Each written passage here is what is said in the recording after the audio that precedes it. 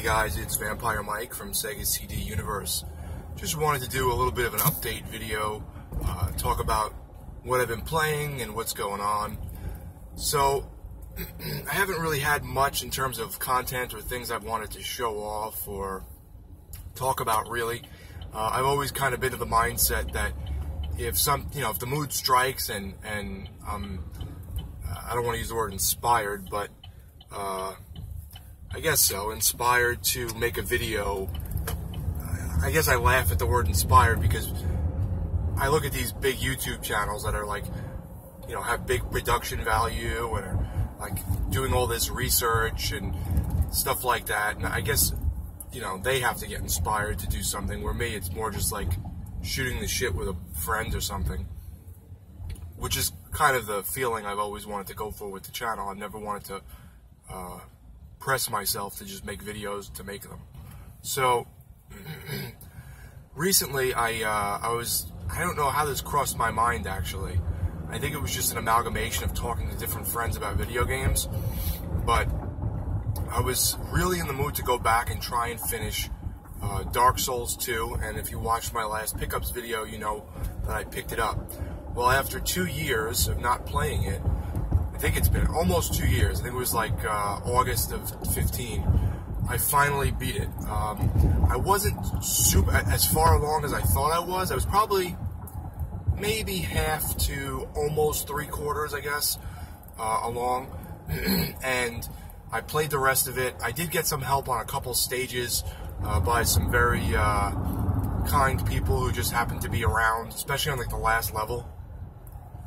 Because one of the I would say downsides to Dark Souls 2 is you have to be in a certain range of like soul level, which means like the more souls you get and stuff, the higher your level goes, and if your level is completely out of league with someone else, you can't play with them.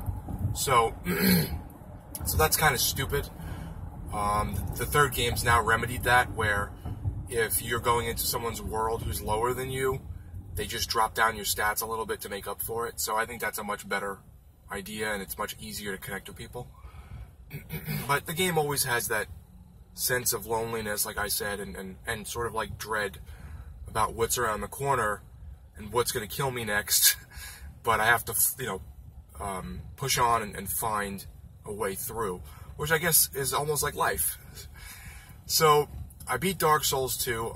There's actually a special ending that you can do, where you kill an optional boss, and you have to get these certain souls, these like specialty souls, to kill him, because his defenses are so high that you have to get these souls to lower his defenses and then kill him. I wasn't even going to do that.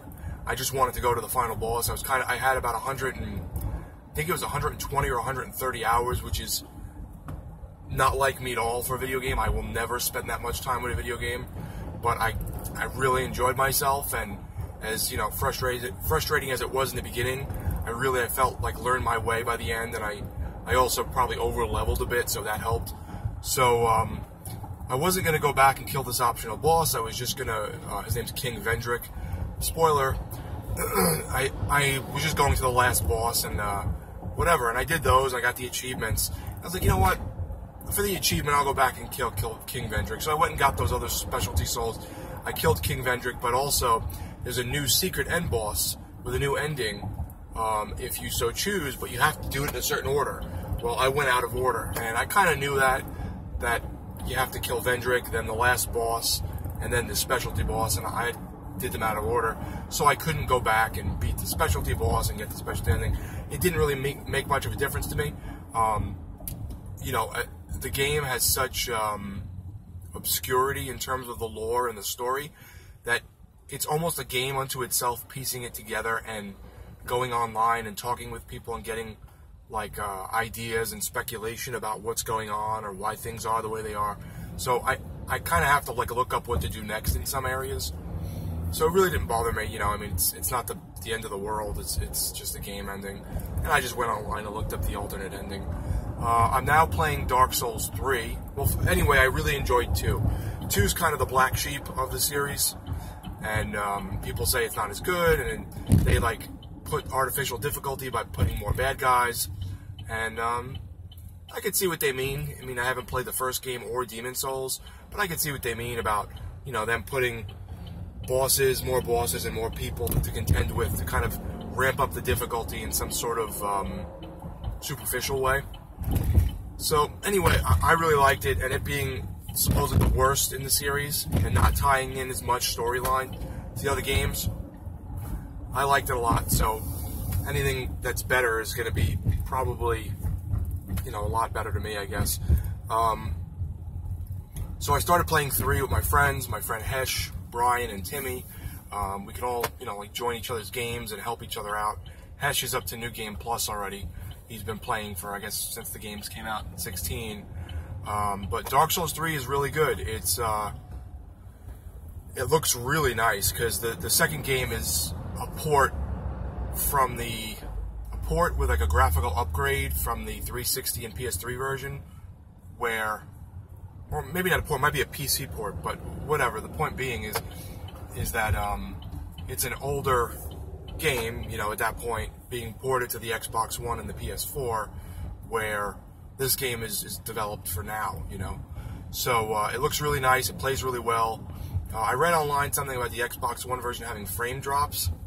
I don't see that. I know that the PS4 is a little more powerful, so supposedly there's no drops really in that one, but I'm not seeing any frame drops in the Xbox One version. Excuse me, I was getting over being sick. That's another reason. I'm getting over being sick, so I haven't really done many videos or had the drive to do so.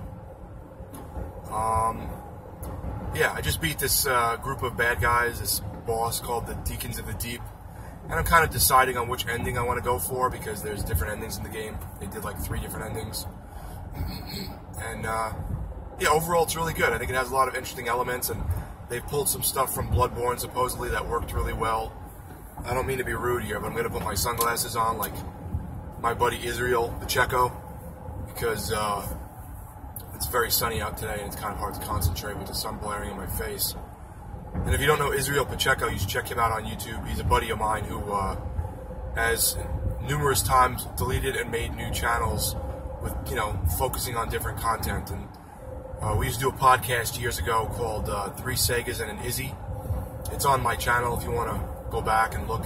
We would just kind of ramble about things, and it was me, Keithy Huntington, Lewis Clark from Sega Driven, and Israel Pacheco. So anyhow, yeah, really enjoying Dark Souls 3. I went back and picked up the statue from Dark Souls 2 that I used to have that I gave away, and I got a pretty good deal on it on Amazon. I really would like to get one of the Dark Souls 3 statues, either the Lord of Cinder with the big sword, but that one's like, I've seen that statue go between like $300 and $500. It's like absurd, because it was in this like Prestige Edition release for Dark Souls 3.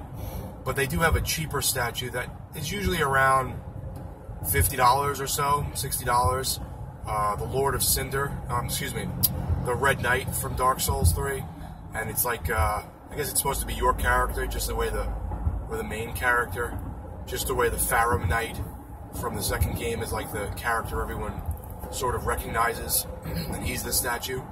So it's like this knight with like swords, you know, kind of out each way in his hand, and he's very like wiry looking. So I'm hoping to eventually pick up one of those for like, I don't know, 20, 30 bucks. I'm not looking to spend $60 on a stupid statue, but and who the hell has the room for all this crap anyway, right? The only other thing, I guess, video game related wise, was a couple weeks back I was talking to my buddy John Elagio over at Retro Pro, and they were having this, they had this mess up over at GameStop where they had given extra, I think it was an extra 50% for wait, what was it? An extra 50% for every 4 games you traded in or something, or 5 games you traded in. And it worked out that if you went to Walmart, bought certain games, traded those in, you made money. And then if you traded the ones in that you just bought, you made more money, because the prices for the Nintendo games, the Wii U games, and the Switch games are so inflated that when you trade them in, you actually make money on what you, more than what you paid with this 50% trade-in. So people were doing that and going from GameStop to GameStop and bringing, you know, buying the same set of games, going somewhere else, selling, trading them in there, getting money, going to another GameStop, trading them in again there, rebuying and reselling the same titles. Some GameStop supposedly wouldn't let you do it after a while, but I was tempted. Excuse me. I was tempted to do that, but I actually couldn't get the games from Walmart that you're supposed to start the initiating process with for trading in to make, you know, a profit in credit. But John had done this and made, like, I don't know, I think he said $500 in credit. Some people on Reddit were saying they went all over the place all day and made $1,000 in credit. So I thought to myself, well, and like I said, I was tempted, but I didn't do it. I was contemplating trading in the Wii U and all the games, and I just briefly went online and checked all the prices, and it came to about $500 or $600. And I thought that was probably more than I spent on everything, but also just a decent amount of money. And I was like, well, I could do that and put it towards like an Xbox One X, so that like the system runs a bit better, or, you know, if there's more frames, if it adds more frames to a game, or the stability. Because I'm not going to buy a 4K TV right now in the near future, because my TV's fine. So I was on the fence with it. And then, you know, the amiibos that I have, maybe I have, let's say, 10 or 11 of them. No, maybe 13 of them or so. You can't really trade those in any longer. So I was like, okay, I'd have to start selling those on eBay. So that's kind of annoying, and some of them aren't worth anything. They were just characters I liked. So I was like, I don't know, and I was talking to Beth about it, and she was like, well, we still have, you know, Mario 3D, Mario 2D we haven't beaten, Kirby we haven't beaten, and there's a few more, I think, that I wanted to play both with her and by myself. Like, I know Runbow, but Runbow just came out for free on the Xbox Games with Gold, and I gotta tell you, that game's really fun. I'm gonna talk about that in a minute. So, anyway, there's some titles I wanted to beat: Tokyo Mirage, Rodea the Sky Soldier. Just, you know what? She's hesitant, because I know some of these games are games that I wanted to play and beat with her, and she has this Mickey Mouse game on there she wanted to beat. She's like, I'll keep it, and, you know, we're really enjoying it anyway. I don't want to get rid of it preemptively and then go, oh, I wish I still had this, the way I've done with my Saturn and my 3DO in the past. Yeah, so we did end up keeping it.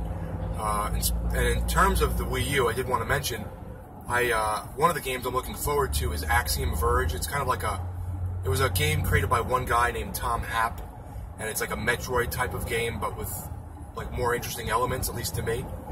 More like science fiction-y, I don't want to use the word cyberpunk, but futuristic-y type of elements. Not so, I guess it has aliens and stuff, but sort of reminds me more of like, I don't even know, I think there are some cyberpunk kind of elements to it. So I've been having my eye on that, and they are doing a physical release for the PS4, the Switch, the Wii U, and the Vita. So I was like, alright, I'll pick it up on the Wii U, because I like playing those type of like retro 8-bit, 16-bit looking games on the Wii U, like Shantae, whatever, Shantae's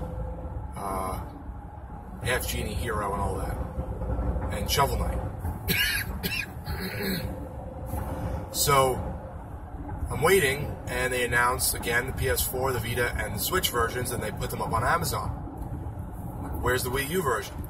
On Twitter, he announces that because I guess the Wii U's dead, they don't want to put it out for him in the same manner. There's another company that's going to do it. So I'm thinking to myself, alright, this is probably going to be, and I'm only assuming this, like a limited run type of company who just does like, you know, 100, not 100, probably more like 500 copies.